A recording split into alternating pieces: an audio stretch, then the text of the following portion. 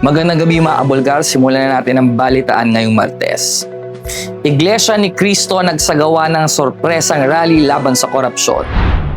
Ayon sa estimated crowd number ng Quezon City Police District, mahigit 7,000 katao ang dumalo sa isinagawang kilos protesta na inilunsad ng Iglesia ni Cristo sa kahabaan ng EDSA People Power Monument ngayong Martes. Sinabi ng INC spokesperson na si Brother Edwil Zabala, ang ginagawang rally ay bilang suporta para sa transparency, accountability at hustisya kaugnay sa malawaang pagnanakaw ng kaban ng bayan tulad ng flood control projects. Isa na rito sa pinatutungkulan nila ay ang kaso laban kay Senator Marcoleta na nahaharap sa plunder. Sabi ng QCPD, wala silang ibinigay na permit sa INC upang magdaos ng protesta. Nagdulot ito ng matinding trapiko sa EDSA at White Plains Avenue sa Quezon City. Naalarma sa isinagawang rally si President Bongbong Marcos. Ano kaya ang nasa isip ng Pangulo? Para sa Boses ng Katotohanan, natin si Miguel Banaag. Kinansela ni PBBM ang nakatakdang pagdalo sa lansyon ng Foreign Correspondents Association of the Philippines sa Makati ngayong Martes. Si Pangulo ang main speaker ng FOCAP.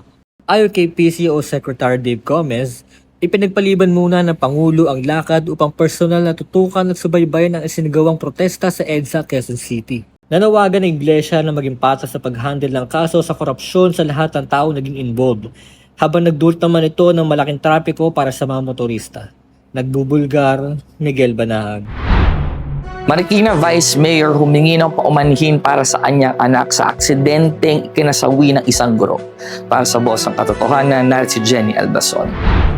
Marikina Vice Mayor Del De Guzman malungkot sa kinahinatnan ng aksidenteng kinasangkutan ng kanyang anak na ikinasawi ng guro na si Alexander Cruz. Matatanda ang nagkabanggaan ng motorsiklo ng guro at SUV ng anak ni De Guzman sa isang intersection sa Rasset Street sa Ordones Avenue. Pagkatapos ng ilang linggong pananahimik, nagbigay galang ang bise at nagpahayag ng pakikidalamhati sa pamilya ng guro. Siniguro ng bise na makikipagtulungan ang kanyang anak sa mga otoridad sa gagawing investigasyon. Nagbubulgar, Jenny Albason. Taal Volcano muling nagbuga ng usok. Ito kaya ay mapaminsala? Para sa Boss ng Katotohanan, natin si Mary Rose Anterio.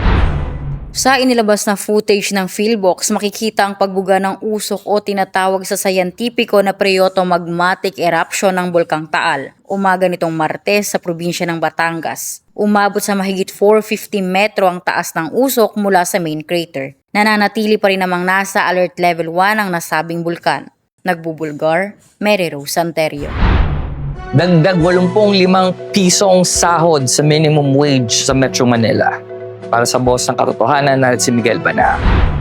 Itinaas ng Department of Labor and Employment ang 85 pesos na karagdagang sweldo para sa mga minimum wagers sa Metro Manila. Papalo mula 695 hanggang 780 pesos ang sweldo kung saan milyong-milyong minimum earners ang may kinabang. Ang 60 pesos ay magiging epektibo sa July 19, samantala ang karagdagang 25 pesos ay matutupad sa January 2027. Nagbubulgar, Miguel Banaag. At ngayon naman, narito ang Boses ng Bayan. Sa gitna ng mga isyong kinakaharap ng bansa, mahalagang marinig ang boses ng bayan. Samahan niyo akong alamin ang pananaw ng masang Pilipino patungkol sa panawagan ng INC na managot ang mga sangkot sa korupsyon. Dahil sa mga kikita naman natin yung mga pangyayari ngayon na yung korupsyon sa ating bansa, talagang hindi na mapigilan. Dapat pigilan talaga yung korupsyon para patapos na. Para mapanagot yung dapat managot. Okay lang. Maano yung mga managot. At yan ang mga saloobin na nakalap sa araw na ito. Para sa Boss ng Katotohanan, ako si Calsherin Bago, nagbubulgar. Jody Santa Maria, ibinahagi ang hindi malilimutang pagbisita sa Amazon Rainforest. Hindi lang simpleng travel experience ang naging pagbisita ni Jody Santa Maria sa Amazon Rainforest, kundi isa ring karanasang nag-iwan ng malalim na impresyon sa kanya. Sa kanyang Instagram post, ikinuwento ng aktres ang halo-halong emosyon na kanyang naramdaman sa unang pagkakataong makatungtong sa pinakamalaking rainforest sa mundo. Ani Jody, naging paalala rin sa kanya ang karanasang ito kung gaano kaliit ang tao kumpara sa lawak ng mundo at ng kalikasan. TJ Monterde, nag-throwback sa love story nila ni Casey Tandingan. Para sa boss ng katotohanan, narito si Mary Rose Anterio. Nakaka-good vibes ang latest post ni OPM hitmaker TJ Monterde matapos siyang balikan ang ilang sweet moments nila ng kanyang asawa na si KZ Tandingan. Sa kanyang social media, ibinahagi ni TJ ang ilang throwback photos nila noong mag-boyfriend at girlfriend pa lamang sila. Muling pinatunayan ng throwback post na ito kung gaano nakalayo ang narating ng kanilang love story. Nagbubulgar, Mary Rose Anterio. Philippine Men's Football Team nakakuha ng spot sa Asian Games. Para sa boss ng katotohanan, narito si Janelle Belmonte.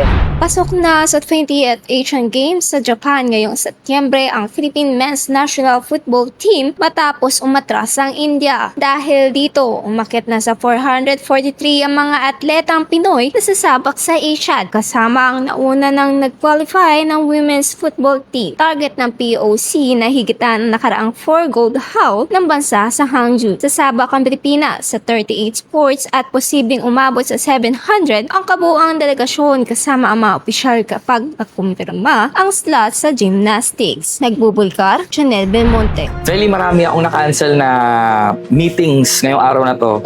Talaga? Dahil doon sa rally sa EDSA. Oo nga. Kasi nga, kita mo ang aga-aga pa lang, di ba? Punong-puno na ng tao yung lugar, lalo na sa White. O, alas 7 pa lang kasi may mga nagme-message sa akin na kinakancel yung meeting kasi nga Oo, aabutin ng parang traffic. may mga daan, mga roads na nasara. Oo. And sigurado naman tayo na aware ang Malacanang dun sa nangyari, no? Tsaka alam mo, in fairness naman, I tingin ko naman they mean well na nagpo-protesta sila para Mapansin? hindi, para nga naman mapansin ng gobyerno para nga dun sa yung i-address properly yung mga katiwalian, corruption. Pero tingin mo ba sa panahon ngayon na we're living in a digital era na pwede ka na kasi magprotesta? Kasi di ba marami, like kunyari, si Napoles, kaya siya na-question because nag-post yung anak niya. I mean, what I'm trying to say is, in a digital era, gusto pa ba ngayon yung lumalabas para Nako meron pa ba siyang gravity? Ganito yan, Tons. Sa totoo lang, tingin ko nakikita ng mga tao, yun nangyari nung yung EDSA Revolution, di ba, nung 1986. So, Hindi ko naabutan eh. Oo. So, tingin ko lang yun ang pinaka parang gusto nilang mas effective. Kasi yung panahon na yan talaga nakuha nila yung gusto nila, di ba, na gobyerno. So tingin ko yun ang way nila kaya ginagawa nila ito ngayon. Yun nga lang, medyo kulang siguro sa effort dahil syempre alam naman natin na protesta lang talaga yung nangyari, walang something na involved. Pero yun nga, tingin mo ba? Kasi sa ibang bansa nakikita natin, di ba, maraming, yun nga parang sinasabi nila, di ba, the Philippines parang pave the way to di ba yung anong tawag doon? Bloodless, di ba? Yung mga wala ng kadugu-duguan. Oo, wala ng patayan, gano'n, no? Pero yun nga, sa panahon ngayon, tingin mo ba, relevant pa ba ang pagmamarcha sa alsada para sa panawagan sa gobyerno or sa anumang adhikaing gusto mong Tingin ko, medyo mas malaki ang point doon. Kasi, halimbawa, makikita mo lang yan sa mga social media. Sa totoo lang, ang dami kayang trolls. Kaya hindi mo sigurado kung totoo na yung mga sa itong mga totoo ito nasa alsada? Oo, nakikita mo. Pero hindi ko rin masasabi na lahat yan go kasi iba bayad eh. Diba? Hindi naman natin masasabi lahat yan. So wala ang planong sumilip? Tapos diretso ka na ng SM Mega Mall o kaya Galleria? Wala. Sa ngayon, wala talaga.